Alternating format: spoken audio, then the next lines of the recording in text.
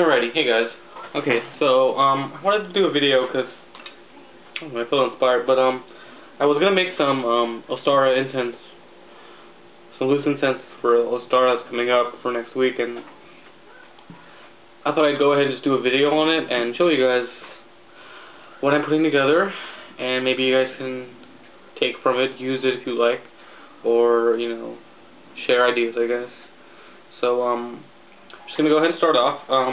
You're gonna need a mortar and pestle. You're gonna need a working candle. I have my working candle here. You're gonna need the herbs and resins and whatever that you're gonna be mixing, and then some sort of a container or bowl to mix it on. So I have this that I've had forever, so I use this. And then you're also gonna need a plastic bag or another container, something to hold your incense after you make it, because obviously you don't want to have it just open out. And then some sort of measuring device, whatever you're going to be using to measure. I'm using the plastic spoon that I've had, that I keep just for this. So the first thing we're going to put together is 2 parts of frankincense. So I just measured out 2 spoonfuls, put it in my mortar and pestle, and I got it started a little bit because it's going to take some time to, obviously grind it up. So just, put it in and grind it up with your mortar and pestle. Or you can use an electric blender, an electric grinder, coffee grinder or something, but I've always done it with my mortar and pestle just because I feel like it's a lot better. I can put my energies into it and not have to worry about mechanical and interference and whatever. So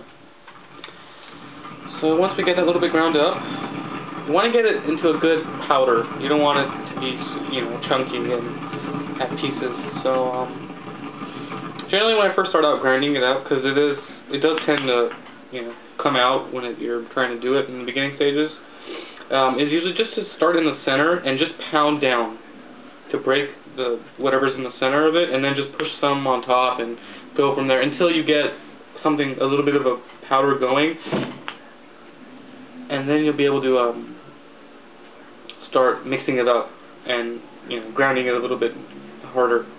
So I've already gotten started, so I'm getting a lot easier to do this. So once we have it all ground up like this, here we go, a little more.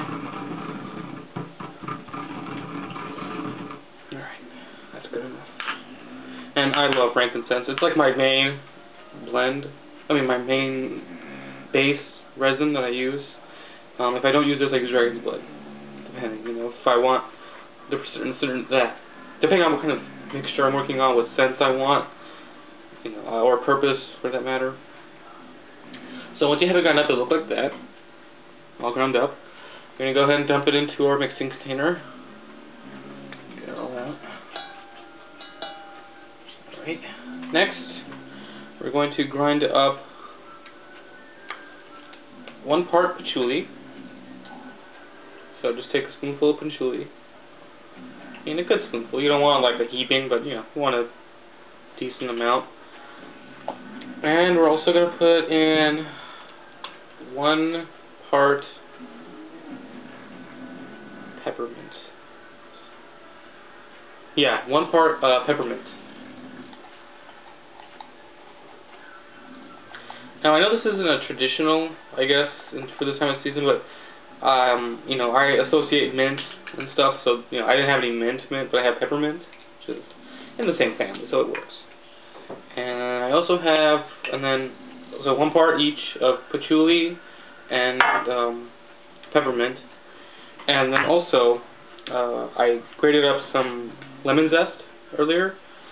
You're going to need 1 part of that as well, so I'm going to throw that in.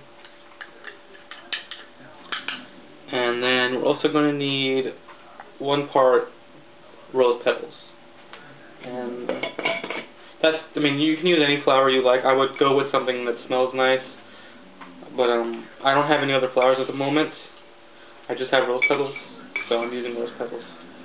And plus it kind of goes with the theme, it's Ostara, the goddess and the god are coming into sexual maturity, and so, you need the love, I guess, so to speak. So, go ahead and just crush it up with your hands a little bit to get it started, because it is a little bit difficult once you get when you have a lot of product in here. So just give it a nice little speed it up like that. That was about like 2, 6, 7. I used about 7 petals. If you're, curious, if you want to be accurate. I guess not accurate, but if you want some kind of measurement for this, it's 7 petals. And again, that varies. I always think of, I use rose petals in a lot of different mixes, and I hardly ever really measure it in the same part as I do everything else, just because obviously it's a rose petal, I can't put in one part, so I have to just approximate and sort of just go with my gut and what feels right, So, once you get that all in there, just go ahead and mix it up, grind it up a little bit more, because you're going to need to grind up the flower petals a little bit more. So, just get it all mixed up. Ooh, you can smell it. It smells so good. It's just so good. It's a really nice spring, clean smell. Down here. And obviously that's why I have the cloth on here. If you're wondering, it's not just because I have an altar cloth, but just so that you don't get it everywhere. And I am on my dining room table, and I don't want to have little remnants of what I was doing. So, and one of the good things about using the lemon zest as well is that it does act like a binder because of the oils, the essential oils in the lemon. So it does help it, along with the frankincense, to keep this incense together so it's not too loose, Alright, so there's that. And that's what it's going to look like. So we're going to go ahead and dump that into the mixing bowl with our frankincense and scrape it out because it's going to be stick. Some of it will be stuck because of the lemon oil. So I'm just going to go ahead and get it all out.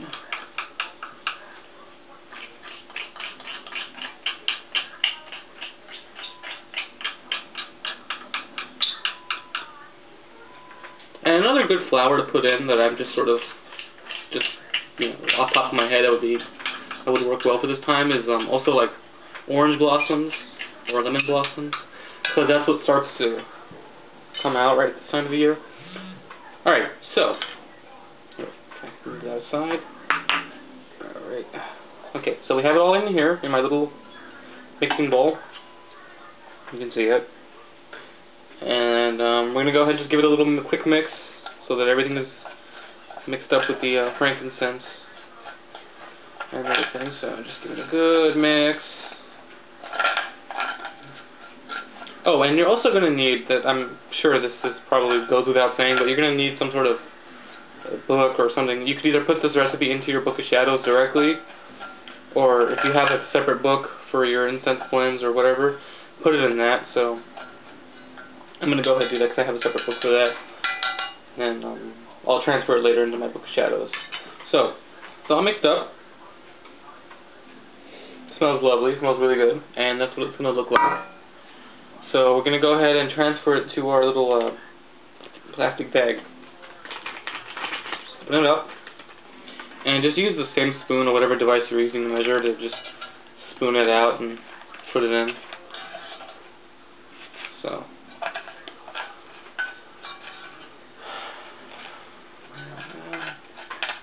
And obviously this is a small amount. I mean, you could easily just double or triple the recipe, depending on your needs. I usually only just do, at the most, 2 or 3 parts, depending on how much I'm making. For something like this, where it's just a Sabbat incense blend, I don't make as much. But I have 2 other blends that I make more frequently. I have a Prosperity blend and a Protection blend that I make often.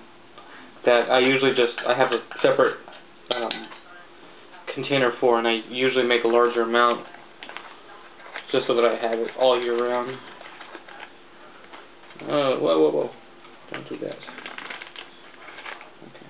Let's see if we can do this. Come on. Cooperate. There we go. Alrighty. So it's all in there. A little bit of rose pepper. Alright, so it's all in here. Mixed up, ready to go. And there you have it. A really nice, clean smelling incense blend for Ostara. ready to go in my little pouch. And that's it. Write comments if you guys. I want to know what you guys think of the blend. Share your incense blends if you guys have one in particular for Ostara or any occasion, but just in general. Let's do that. Either write me a comment, post a comment below, or do a video response sharing your Ostara incense blend if you have one. So that's it, and blessed be.